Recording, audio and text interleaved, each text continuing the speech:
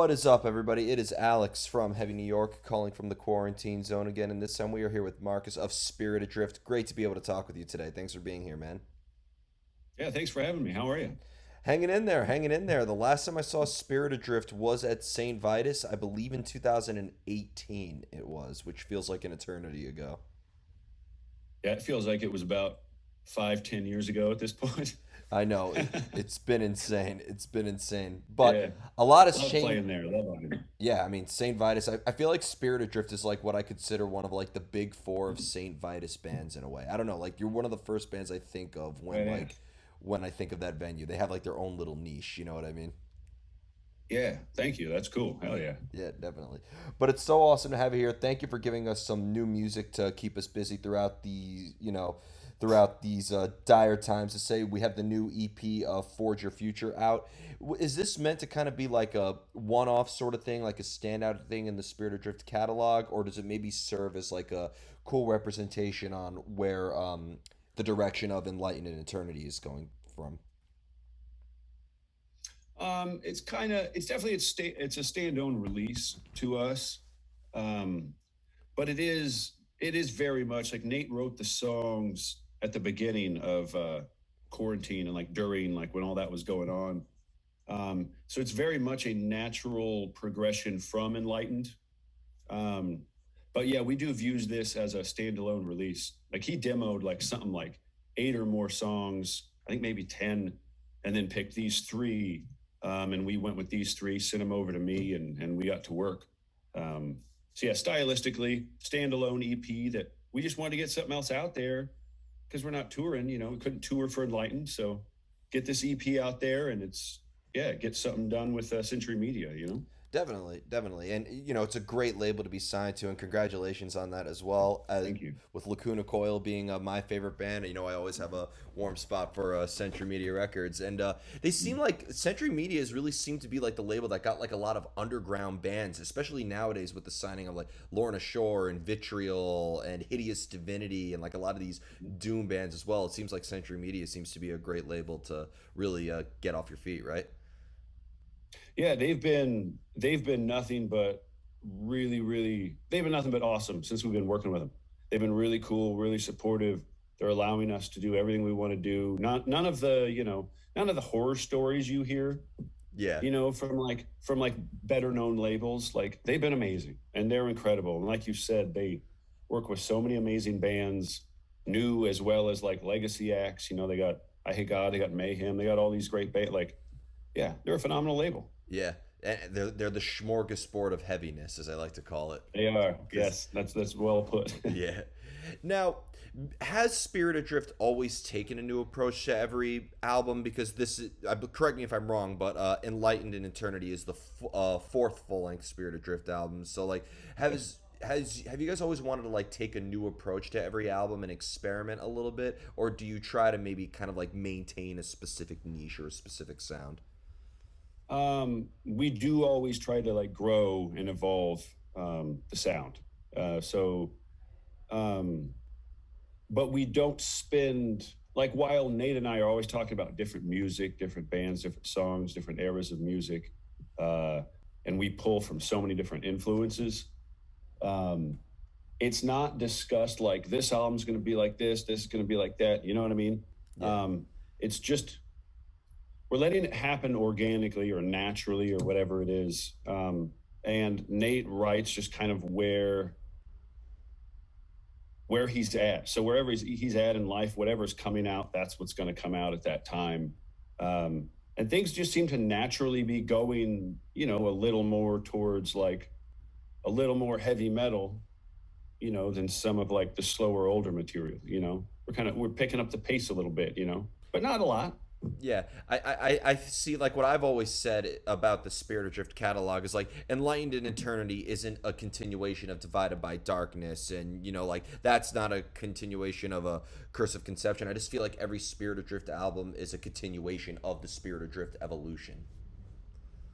That is very well put. Yes, that's more in line with where we're at with this band creatively. It's Yeah. just it's an evolution, and we're gonna play what's in our hearts, and if that changes a little bit, it changes a little bit. So, we're just moving forward with it, you know. Yeah, and I am a little curious about something because I always like finding patterns in certain bands' history. But every album, with the exception of one, "Chained to Oblivion," has a sort of like alliteration thing going for it, kind of like what Anvil does with their catalog. Is that always some? Is that something you plan to sort of stick with now in the future? That was yeah, Nate brought that up early on, and we're both huge Morbid Angel fans. And even though we don't follow it the way Morbid Angel did it with like Altars of Madness, Blessed of the Sick, like A, B, C, D, we're just like, dude, let's just start doing it now. But yeah, we do it with Divided by Darkness, Forge. Yeah, we just go through. It's fun. Yeah, yeah. I mean, Paying homage to Morbid Angel, Anvil, any bands that have done that. It's just fun shit to do. You know, one more thing to just kind of throw in the mix. yeah. Well, alliteration seems to always kind of give it that sort of like extra oomph. I feel like when something is like alliterating Yeah. and you just say it, it rolls off the tongue so good and it just Yeah. sounds so hard hitting. Even if like a pop band were to do it, it would like Oh still yeah. like it just that alliteration always sounds so strong.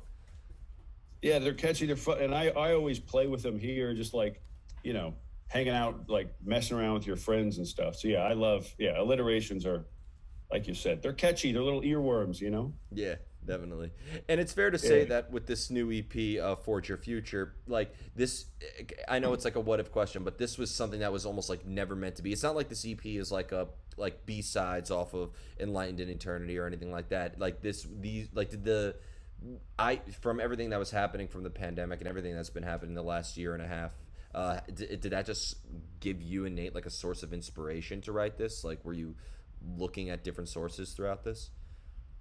Yeah, it was a combination of a couple things. That being one, but the main contributor was our almost our aversion to like idle time. Like we're both fairly antsy, obsessive guys that just want to move and want to get going, and the lack of touring, the lack of shows, the lack of like everything we're used to doing musically was just weighing in on us. It was like, well, we can't just sit here and do nothing, sit on Enlightened just because it's out.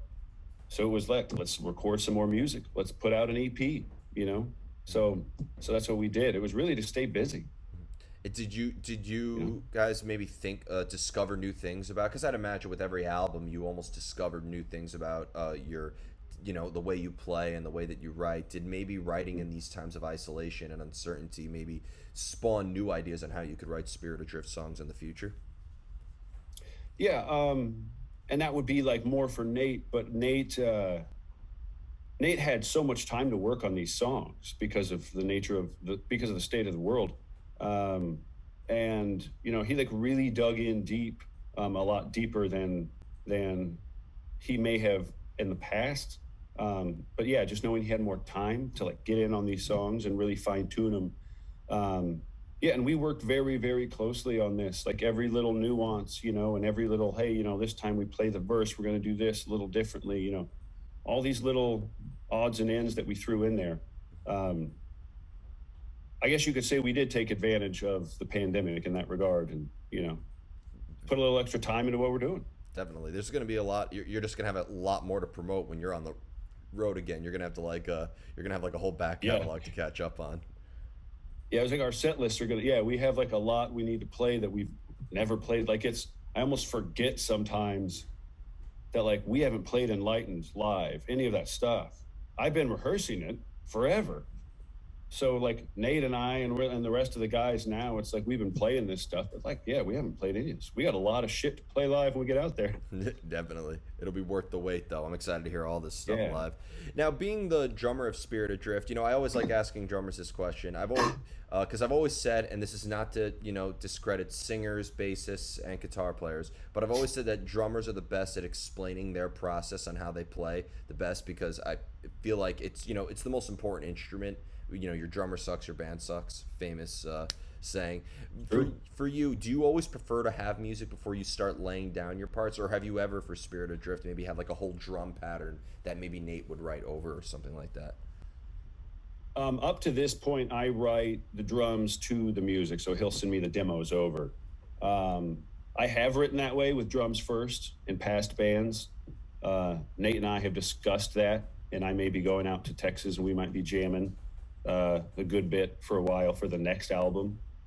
Um, but yeah, up to this point, Nate will demo like an entire song, like guitars, drums, and vocals, and be like, "Hey, what do you think of this?" With like some skeleton kind of like just placeholders on like programmed drums. Um, and then yeah, I just go to town at it. I attack it. We send shit back and forth. Um, I am not. I don't consider myself a drummer's drummer. I've always been just a fan of songs, a fan of bands. Uh, so my approach is always to serve the song above everything else. Um, if it calls for something very straightforward, I stick with that. If it calls for something a little bit more technical, I will play that. Mm-hmm. But yeah, I want to serve and complement what's already there in the guitar riffs and the vocal melodies and patterns. And we're not going to talk shit at all, but when you get a demo before there's drums, how off time is it sometimes, or off rhythm is it sometimes, and you glue it together? Dude, actually, Nate's like, it's like he's such a perfectionist. We're both perfectionists, and like he'll program it out, he'll map it out perfectly. Oh, even wow. With like the chorus has like 4 BPM increase over the verses, like that will be in there, and we will like go through that. So he has made it. It's like our workflow is so efficient and so easy. It's been awesome. He's a hell of a bandmate, I tell you. From a drumming perspective, I'm a lucky son of a bitch. Yeah, he probably saves you countless amounts of hours and countless amounts of headaches. Oh, it's so great. Yeah. It's so great. The thing we got going with this, I mean, like, that's why we're going to jam for the next album, like we've been talking, because we've been doing it this way, like kind of demoing and emailing and, Dropbox and shit back and forth. And like I said, it's the most efficient way to do it, and we love it. Yeah. We're like, yeah, maybe we jam a little bit more, Yeah. So we're going to see what happens. There's a lot of drummers watching this who are probably seething with envy right now. It's like, why can't I have it that easy? Yeah. It's fun, man. It's I don't know. It's there's like this this balance here. I'll say something that's unpopular with drummers. So I got myself an electronic kit during the pandemic, or right before the pandemic. I'm sorry, just to like practice more at home. Right. I have a rehearsal space. My drums are 10 minutes away, but I'm like, you know what? I'm gonna get one of these electric kits too. And I have found, because I will never play one of those silly damn things live ever. Yeah. But as far as like at-home practicing along with working on new material, or like working to a click or to like, a good metronome or a grid, those things are amazing tools. Yeah, they're super convenient. And I mean, I know a lot of drummers here in New York City, and in New York City, it's not exactly people are spread out that. Yeah, I mean, there's if you live in an apartment building like I do with 19 different floors, you ain't getting away with a real drum kit there. So. True, yeah. Yeah, everyone out here is always like, "Oh, you got an E kit?" And I'm like, "Hell yeah, I did. Come try this fucking thing out. You're gonna love it." Yeah. Like like, don't lean into it, but like, if you got to practice, that's a great tool. Tool. Does your electric kit, because I work in a music store as well, does your electric kit feature like some cool like stock songs that you could like jam along to? Like, yeah, those are so fun. I haven't jammed along to those. I know exactly what you're talking about though. I messed around with that, and you always got to mess around with like the weird, like, oh, now it's like weird bird sounds. Every drum is like a different, like, Yeah. So when you get them, you gotta mess around a little bit. Yeah. Yeah. I got it. I think on Fat Rock is like the setting I have on the Roland kit I have. Okay. Yeah. The kit I'm referring to, I believe it was a Roland. It might have been a Yamaha. I could be wrong, but like it was just like they had like these cool little groovy, like it was so cliche. It was like your typical like groovy like organ, jazz, aggressive jazz sort of song, but like there were so many different patterns you could play with it, and like, oh my god, the only thing is working in a music store, people would set it to that, and that thing would be stuck in my head for weeks. But dude, I would imagine you're probably like, not again. Yeah, right? Of course. Still better than hearing "Sweet Child of Mine" out of tune like every other time I've heard. But kind of I've noticed with Spirit Adrift's song too, music really in general, is that I really feel like I can't categorize your music in a certain genre. Like I see people who like Baroness like could love Spirit Adrift. People who like Yob could appreciate Spirit Adrift, but I think people who like classic rock could also appreciate Spirit Adrift. I mean, kind of a cliche question, but like, is it fair to say that you all have like multiple inspirations that you'd like to bring into your sound as well? Yeah, absolutely. Rather than just drawing from like a small handful of our favorite heavy metal bands or metal bands, whatever. Yeah, it's all metal, all of its subgenres, uh, classic rock. Nate got me like really into country music. We both grew up loving like southern rock and southern metal bands, uh, but like I love a lot of like synth-based music. Nate likes a lot of experimental synth-based music, weird psychedelic experimental shit from like the 70s and stuff. Um, yeah, we're pulling from as many places as we can just because we're just music fans. So it's like we will have conversations that sound like this. We will be like, Nate say, we'll be like, all right, we'll play that Morbid Angel riff part, and we'll go into the Pink Floyd thing, and then we'll come out of it and go into the Priest thing, back into the Maiden chorus, and you're like, yeah, this is how we're like talking. We'll just name riffs or name parts of songs after the band that may have inspired them. Well, it doesn't happen often a lot with a lot of today's music, but it does come still, and you're one of these bands. Like, to me, it doesn't sound like this, it doesn't sound like that, it just sounds like Spirit Adrift. So, Oh, thank you so much. That's awesome. I mean, that's what we're trying to like. It's like that. I mean, everyone's, in a band, it's like you take your favorite influences and you just like rip them off. yeah, You're just like, all right, cool. Like, I love the way Vinnie Paul or Bill Ward plays drums on this. What would they do here? That's what I'm going to do.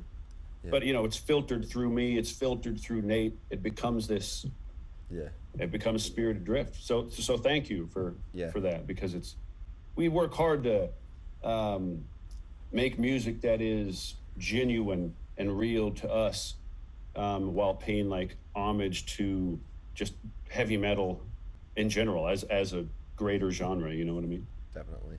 Do you find it easier to like come up with new ideas? I mean, you kind of in a way just answered this already, but like being how both you and Nate are really holding the music together and really work off of each other, but do you find it maybe a little bit easier to come up with ideas for the song when there's nothing between you and your instrument and you're like alone in isolation in your practice space? Or do you prefer to maybe have a little bit of guidance from your fellow bandmates, or kind of like be in the presence of them with coming up with ideas?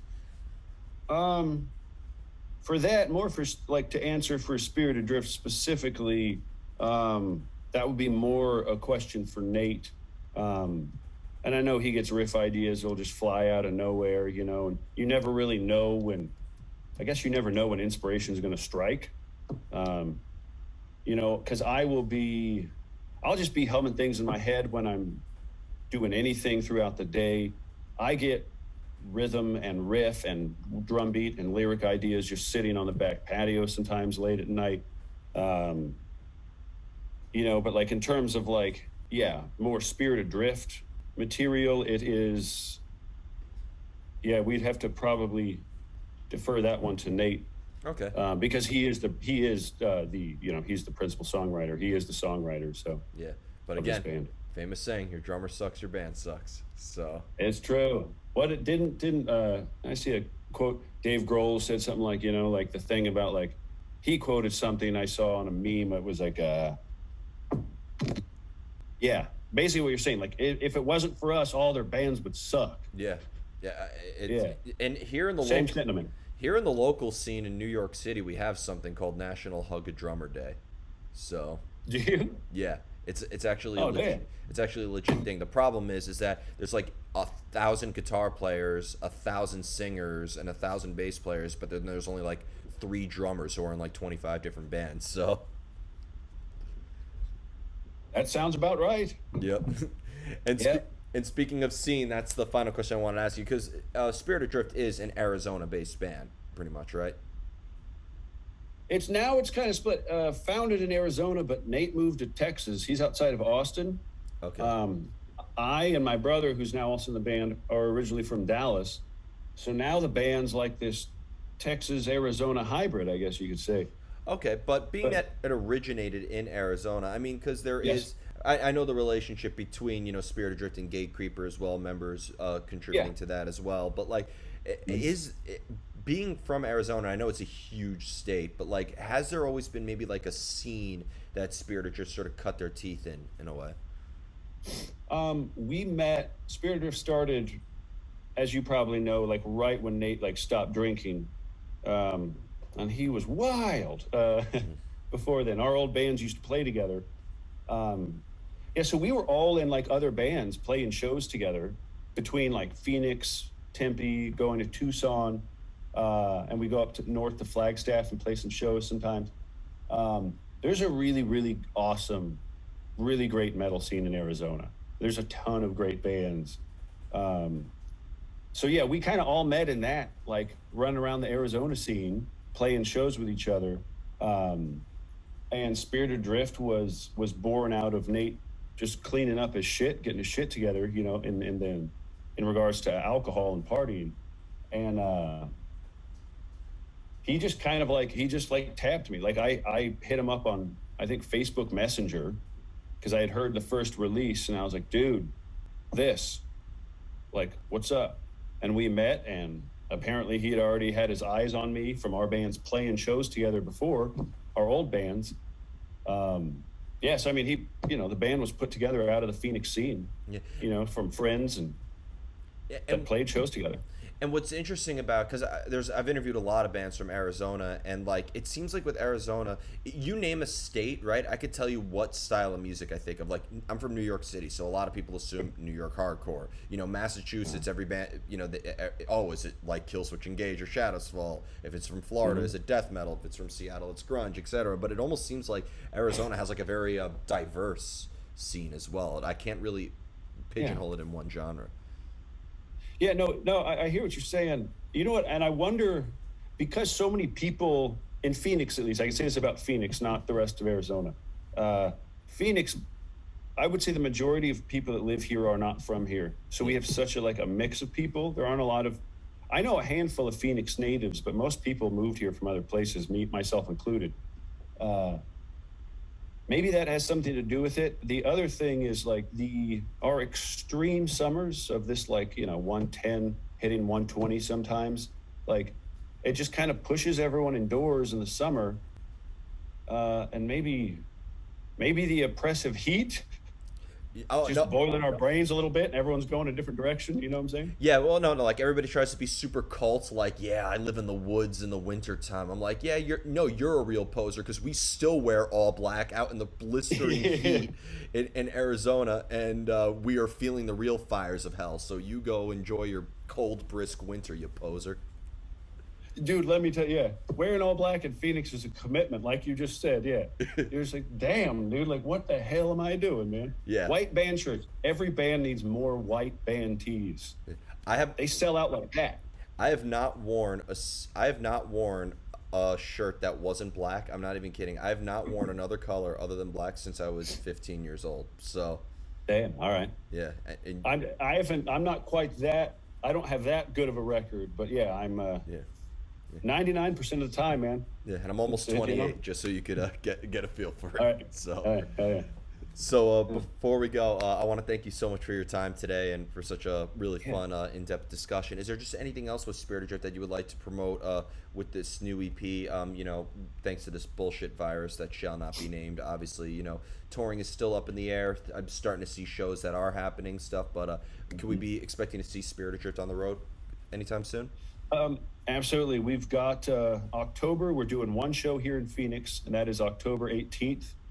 And then we're flying to New York. We're doing two shows with High on Fire and Dysrhythmia, and that is October 20th and 21st. Oh, yep. Um, that's all we have on the calendar this year, just because, like you said, we don't know what's happening, like with shows and like the virus that will not be named. But yeah, we are ready to go. We're ready to get back out on the road as soon as possible. So we're gonna see how October goes, and we're off. We'd love to we got to get out there. Yeah, we You know? need it. We need it. But thank you so much, everybody. We are here with Spirit Adrift. Be sure to check out their brand new EP out now on Century Media. This EP is titled Forge Your Future. You do not want to miss it. It is absolutely kick-ass. This is Alex from Heavy New York, and we will see you next time. Hell yeah.